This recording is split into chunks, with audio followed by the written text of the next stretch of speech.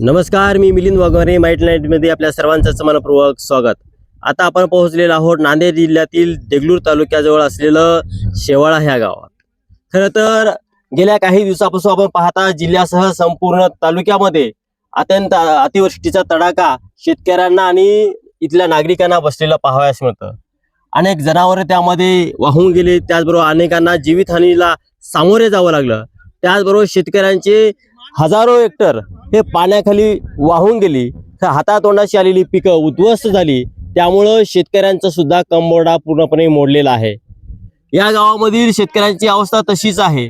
खरं तर या भागात पर्जन्याचं प्रमाण कमी आहे असं प्रशासनाचं म्हणणं असलं तरी सुद्धा या ठिकाणी मांजरा, लेंडी आणि मन्याड या तिन्ही नद्याचा संगम असल्यामुळं या नद्याचा जो काही पाण्याचा जो प्रवाह आहे तो जास्तीत जास्त या गावकऱ्यांना, इथल्या नागरिकांना आणि शेतकऱ्यांना सहन करावं लागतं. हा प्रवाह शेतीमध्ये येतो आणि शेतीत आल्यामुळे सगळी शेतीतली जी पिकं आहेत ते उद्ध्वस्त झाल्याचं असं शेतकऱ्यांचं म्हणणं आहे. खरं तर या ठिकाणी आपण पाहता की खूप दयनीय अवस्था झालेली आहे. कारण माझ्या पाठीमागची जी शेती आहे ती पूर्णपणे पाण्याखाली गेलेली होती आणि त्यामुळं या शेतीमध्ये कोणत्याही पद्धतीचं शेतकऱ्याला आर्थिक उत्पन्न मिळणार नाही किंवा पिकाचं उत्पादन मिळणार नाही. त्यामुळं शासनाने आणि प्रशासनाने त्वरित यावरती पंचनामे केले पाहिजेत आणि पंचनामे करून शेतकऱ्यांना मुआवजा अर्थात त्यांना आर्थिक मदत केली पाहिजे अशी मागणी या सर्व शेतकऱ्यांची आहे. नमस्कार, माइंडलाईट मीडियामध्ये आपलं हार्दिक स्वागत. अतिवृष्टीने नांदेड जिल्ह्यात हाहाकार. शेवाळा गावातील शेतकऱ्यांचे अतोनात नुकसान. रावणगाव, बारूळ व निजामसागर धरणातील पाण्याचा फटका. पंचनामे व आर्थिक मदतीची मागणी. नांदेड जिल्ह्यात गेल्या काही दिवसापासून झालेल्या मुसळधार पावसामुळे जनजीवन विस्कळीत झाले आहे. मुखेड, कंधार, देगलूर आणि बिलोली तालुक्यातील अनेक गावांना पूरस्थितीला सामोरे जावे लागले असून शेतकरी वर्ग हवालदिल झाला आहे. देगलूर तालुक्यातील उमरसांगवी, मेदनकल्लूर, तमलूर, शेळगाव, नंदूर, शेकापूर, शेवाळा आणि थडीहिप्परगा या गावासह बिलोली तालुक्यातील बोळेगाव, सगरोळी या परिसरातील शेकडो हेक्टर शेती पाण्याखाली गेली आहे. विशेषतः लेंडी, मन्याड आणि मांजरा नदीचा संगम असलेल्या शेवाळा गावातील शेतकऱ्यांचे मोठ्या प्रमाणावर नुकसान झाले आहे.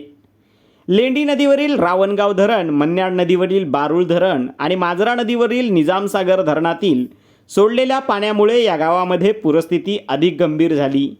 पावसाचे प्रमाण तुलनेने कमी असूनही धरणातून सोडलेल्या पाण्यामुळे शेतीचा मोठ्या प्रमाणावर नाश झाला आहे. शेवाळा येथील शेतकऱ्यांनी देगलूरचे तहसीलदार भरत सूर्यवंशी यांना निवेदन देत पंचनामे करण्याची मागणी केली आहे. पिकाच्या झालेल्या प्रचंड नुकसानीमुळे शेतकऱ्यांचे कंबरडे मोडले असून शासनाकडून तातडीची आर्थिक मदत देण्यात यावी अशीही मागणी ग्रामस्थांकडून होत आहे.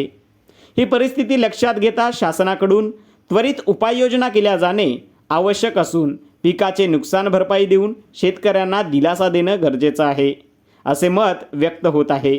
मिलिंद वाघमारेसह मी गोविंद आंभोरे, माइंडलाईट मीडिया.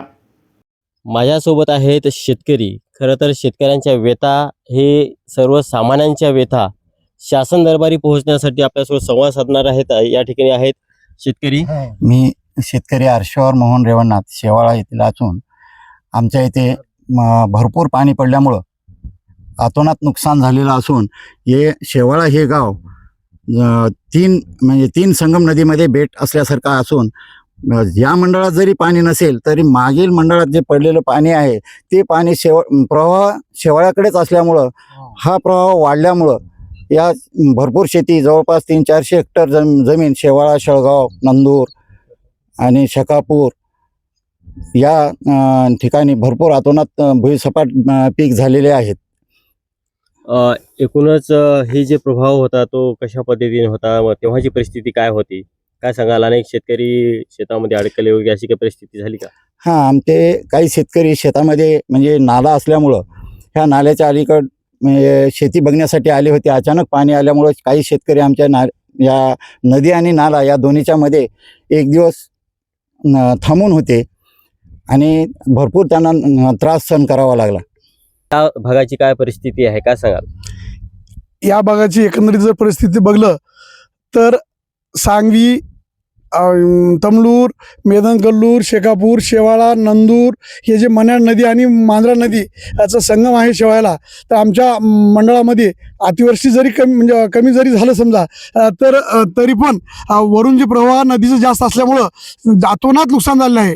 तरी मायबाप जनतेला या सरकारनं पीक विमा मंजूर करून व पीक कर्ज माफ करून मदत करावं, अन्यथा शेतकऱ्याची दयनीय अवस्था होणार आहे. तरी आत्महत्या केल्याशिवाय इकडल्या शेतकऱ्याला पर्याय नाही असं आमचं मनातून म्हणणं आहे. खरोखरच सरकारला जर आत्महत्या करायची पाळी वाटत असेल तर आत्महत्या केल्याशिवाय इकडली जनता राहणार नाही. तरी अशा आत्महत्या भरपूर होणार आहेत. तरी मेहरबानी करून सरकारनं ताबडतोब आमचं शेत पंचनामा करून आमच्याकडील भरपूर ताबडतोब मदत जर केल्या तरच आमची जनता वाचेल, नाहीतर मेरल्याशिवाय पर्याय नाही. काल आपण देगलूर तहसीलदारांशी सुद्धा संवाद साधलेला आहे. काही शेतकरी त्यांना भेट दिलेले आहेत. तर त्यांनी काय म्हणालेले आहेत आणि त्यांचं मत काय याबद्दल? तहसीलदार साहेबांचं म्हणणं असं होतं की शहापूर मंडळामध्ये आपल्या 5 मंडळापैकी शहापूर मंडळामध्ये एकदम पाणी कमी झाले आहे. पण साहेबाला मी असं सांगितलं किंवा 4 मंडळात जरी पाणी जास्त झालं तर आमच्या सर्कलकडेच पाणी येते ते, त्याच्यामुळे आमचं शहापूर मंडळातच जास्त नुकसान झाले आहे. तरी आपण इथं तुमची यंत्रणा बघल्याशिवाय तुम्हाला दिसणार नाही ही माझी विनंती आहे. त्यांना मी विनंती केली आहे.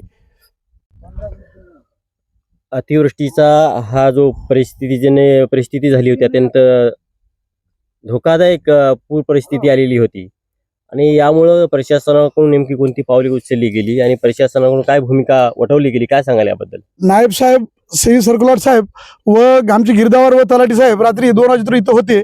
त्यांनी इथली सगळी पाहणी केलेली आहेत. त्याला सर्व म्हणजे इथलं जे अंदाज माहिती आहे, समजा पाणी किती आलं काय नाही ते. तुमचं नाव काय? मारुती. आपली शेती कुठं आहे का? इथेच आहे सर. तुम्ही शेताकडे कधी आला होतात आणि तेव्हाची परिस्थिती कशी होती, काय सांगाल? शेतामध्ये एक पैप होते आणि पैप पाणी द्या झाल्यामुळे मी पैप बांधाय आलतो. मला काय येताच हे झालं नाही. मी पाहून मागून मी हे केलं सर, गावाकडे गेलं सर. सध्याचं परिस्थिती ही शेतकऱ्याच्या दृष्टिकोनातून चिंताजनक आहे. हातातोंडाशी आलेलं पीक पाण्यामध्ये वाहून गेलं. काय सांगाल तुम्ही, तुमच्या काय या प्रतिक्रिया द्यायला यावेळी? आमच्या शेवाळा, शेकापूर, नंदूर ह्या परिसरातील शेतकऱ्यांचे अतोनात नुकसान झालेले आहे. कारण आम्ही काल तहसीलदार साहेबाला, विष्णू पाटील, हिरण्णा गुम्मडवाड असे आमचे शेतकरी होते. आम्ही तहसीलदार साहेबाला निवेदन दिले आहोत. त्यांनी म्हणले शहापूर सर्कलमध्ये अतिवृष्टीचं थोडं फार पाणी कमी होतं. जरी कमी असेल तरी लेंडी धरण, त्याच्यानंतर निजामसागरचं धरण ह्या पाण्याच्या प्रवाहामुळं, त्या धरणातून सोडलेल्या पाण्यामुळं आणि आमच्या नदीकाठचे सर्व पिके पूर्ण जमीनदोस्त झालेले आहेत, आडवे पडलेले आहेत. त्यामुळं शेतकऱ्यांचं कंबरडाच मुरलेले आहे. अगोदर शेतकऱ्यावर कर्ज, त्याच्यामध्ये हे निसर्गावर अवलंबून आहे शेतकरी, त्याच्यामध्ये हे पाण्याचा प्रवाहामुळं हे शेती नुकसान झाली आहे. जवळजवळ 200 ते 300 हेक्टर आमची शेती नुकसान झाली आहे. गेल्या याच्यामध्ये धीरज कुमार साहेब कलेक्टर साहेब असताना आम्ही जे आमच्या 3 नद्याचं संगम आहे, त्या संगममध्ये जे मांजरा नदीचं जे वाळू जे आलेले आहे ते मन्याड नदीच्या तोंडाला बसलेले आहे, टोकाला. त्यामुळं जे मन्याड नदीचं जे पाणी आहे ते कालवा सरळ जात नाही. त्यामुळं ह्या मन्याड नदीचं प्रवाह तिथं अडून मग मन्याड नदीचं पाणी बॅकवॉटरमुळं पूर्ण आपलं पूर्ण शेतांचे उभे पिकं आडवे होत आहेत. त्यामुळं आम्ही धीरज कुमार कलेक्टर साहेबाला आम्ही सांगितलं होतं. त्यांना आमचे सरपंच साहेबाच्या इथं आले होते. त्यांना डिजिटल KVK मधून आम्ही ते देशमुख साहेबाला पण सांगितले होते. त्यामुळं त्यांनी काही आक्षेप त्याच्यावर काही निर्णय वगैरे तोडगा काढले नाहीत. त्याच्यानंतर ह्या पाण्याच्या धरणामुळं हे दरवर्षी आम्हाला असंच होते. त्यामुळं यांच्यावर त्या धरणाचे जे पाणी सोडत असताना थोडं कमी प्रमाणात सोडलं तर ते पाण्याचा विसर्ग झाल्यानंतर आमची शेती पिकं वाचतील. त्यामुळं प्रशासनाला आमचं एवढं म्हणणं आहे की बाबा थोडं सोडताना तुम्ही वरचं जे स्कायमेंटचं जे वेदर रडारचं आहे त्यांचा अभ्यास करून थोडं सोडण्यात यावं, ही आमची नम्र विनंती. आणि जे झालेल्या जे नुकसानीचे जे पंचनामे त्वरित साहेबांनी करून आणि जे आर्थिक मदत देण्यात यावी ही विनंती. नाव नागनाथ लक्षप्पा आंबेवर. शेती कुठं आहे आपली? आपली वांजराकडे आहे. कशी परिस्थिती आहे तुमच्या हे शेताची? आमच्या शेताचे फार नुकसान अतिनाट नुकसान झालेलं आहे. तरी आमचं सर्व उद्ध्वस्त झालेलं आहे शेतीचं. काय मागणी काय आहे तुमची? मागणी जे नुकसान झालेलं भरपाई करून देणं सरकारचं काही म्हणणं आहे. तुमच्याबरोबर आजूबाजूच्या शेतीची बरंच नुकसान झाले आजूबाजूचं सगळं कमीत कमी 200 हेक्टर जमीन नुकसान झालं. अनेक शेतकऱ्यांना जाण्यासाठी हा एकमेव मार्ग आहे, परंतु इथली परिस्थिती पाहता शेतकऱ्यांना शेताकडे जाता येणार नाही आणि येणं सुद्धा अवघड असेल अशी परिस्थिती आपल्याला दिसून येते. काय सांगता याबद्दल तुम्ही? हा जो नाला आहे, हा नाला जवळपास शहापूर, करेमलकापूर, आलूर, नंदूर इथून ह्या नाल्याला पाणी येते आणि या नाल्याच्या पलीकड जवळपास 200 हेक्टर जमीन आहे शेवाळ्याची. आणि त्याच्यानंतर जनावरांना थांबण्यासाठी गायरान देखील ह्या नाल्याच्या पलीकड आहे. तर जनावरांना पाण्या पावसात थांबण्यासाठी कुठलीच जागा नाही.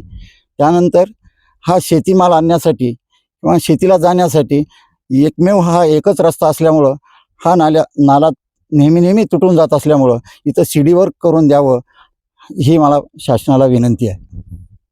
संजीव कुमार सोनकांबळेसह मी मिलिंद वाघमारे, माइंडलाइट मीडिया.